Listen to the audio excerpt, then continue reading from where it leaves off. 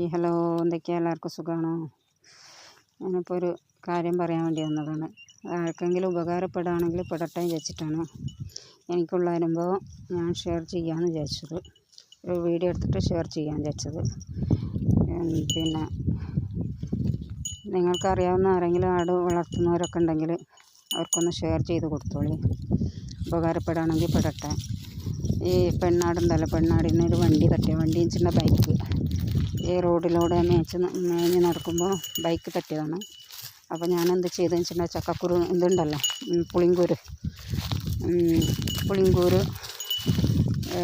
പുളീൻ്റെ വിത്ത് എന്നൊക്കെ പറയുമല്ലോ, പുളിങ്കൂര് നല്ലോണം വെള്ളത്തിലിട്ട് നല്ലോണം കുതിർത്ത് വെക്കുക. കുതിർത്ത് വെച്ച് നല്ലോണം അരച്ചതിൻ്റെ ശേഷം അത് തിളപ്പിച്ചിട്ട് പിന്നെ ഒരുപാട് വെള്ളമൊന്നും വെക്കരുത്. തിളപ്പിച്ചിട്ട് എന്ത് ചെയ്യേണ്ടത്, അത് കുറുക്കിയതിൻ്റെ ശേഷം ആറിയതിൻ്റെ ശേഷം അത് പറ്റിയ അടുപ്പിൽ അത് 2-3 ദിവസം പുരട്ടി കൊടുക്കുക. ഞാനങ്ങനെ ചെയ്ത് തീരെ നടക്കാൻ പറ്റിയിട്ടുണ്ടായില്ല അവൾക്ക്. ഇപ്പം നല്ലോണം നടക്കുന്നുണ്ട്.